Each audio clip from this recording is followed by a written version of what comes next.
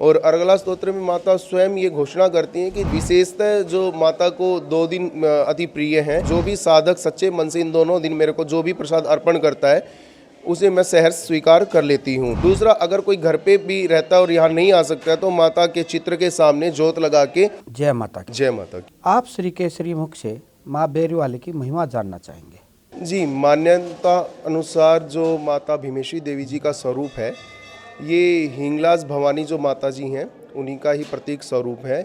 ऐसी मान्यता है कि जब महाभारत काल में युद्ध आरंभ होने वाला था तो भगवान श्री कृष्ण वासुदेव की आज्ञा से भीमसेन ने हिंगलाज पर्वत की ओर प्रस्थान किया। वर्तमान भौगोलिक स्थिति के अनुसार हिंगलाज पर्वत जो है अभी वो पाकिस्तान के अंदर सिंध प्रांत में आता है, जो कि हिंगोला नदी के तट पे स्थित है। वहाँ माता सती का मस्तिष्क गिरा था, तो जब भीमसेन ने वहाँ जाके माता को सहज भाव से प्रसन्न किया और अपने साथ चलने का आग्रह किया तो माता ने उन्हें प्रतिज्ञाबद्ध होने के लिए कहा कि यदि आप मुझे मार्ग में कहीं विराजमान करते हैं तो आप मुझे इससे आगे नहीं लेके जाएंगे। हो सकता है कि भगवान श्री कृष्ण देव भीमसेन के मद को भी चूर करना चाहते थे कि अहंकार के वश वो युद्ध में ना प्रवेश करें। तो वो जब माता को लेके चले तो बेरी क्षेत्र में आने के बाद उन्हें विश्राम करने की ज़रूरत महसूस हुई। अब जब उन्होंने माता की प्रतिमा को नीचे स्थापित कर दिया और उसके बाद स्नान ध्यान करने के पश्चात जब वो माता को पुनः ले जाने के लिए आग्रह करने लगे तो माता ने उनको अपनी प्रतिज्ञा ध्यान करवाई। तब भीमसेन ने हताश मन से माता की प्रतिमा को वहीं स्थापित कर दिया। और यह भी कहा जाता है कि बेरी से 9-10 किलोमीटर दूर दुबलधन गांव पड़ता हमारा, तो वहाँ दुर्वासा मुनि जो थे वो उनकी तपस्थली थी, तो उन्होंने अपने ही शिष्यों को माता की आरती पूजा का भार सौंपा। और इसी वजह से आज भी माता की जो स्तुति नित्य प्रति सुबह और शाम गाई जाती है उसमें दुर्वासा मुनि जी का अलग से ही एक बार बार उच्चारण होता है। तो ऐसी बेरी की महिमा है। क्या माँ पर प्रसाद चढ़ाने की कोई विशेष परंपरा भी है? जी देखिए, विशेषतः जो माता को 2 दिन अति प्रिय हैं, दुर्गा अष्टमी और एक चतुर्दशी का।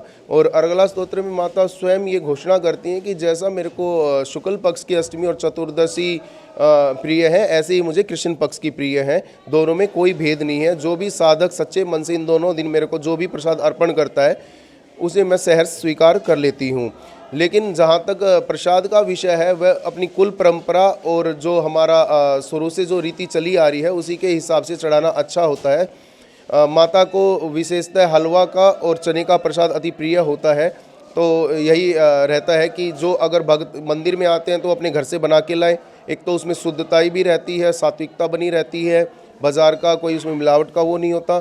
दूसरा, अगर कोई घर पे भी रहता है और यहाँ नहीं आ सकता है तो माता के चित्र के सामने जोत लगा के घर पे हलवा बना के थोड़ा सा भोग लगा ले, बस माता को इतना ही प्रिय है। माँ के सिद्ध पीठ पर कौन कौन सी विशेष मनोकामना पूर्ण होती हैं? देखिए, जब हम इनको माँ ही बुला दिया तो कोई विशेष और साधारण कामना ऐसी नहीं बचेगी जो ये पूर्ण ना करेंगी।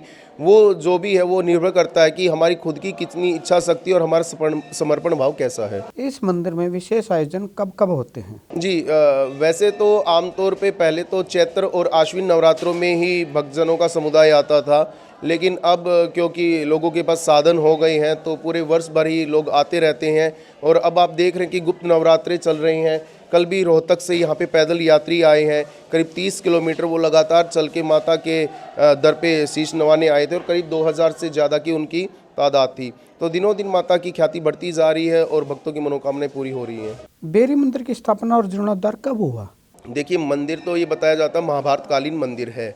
जहाँ तक मंदिर का प्रश्न है कि जीर्णोद्धार का, तो समय समय पर इस मंदिर का जीर्णोद्धार होता रहा है।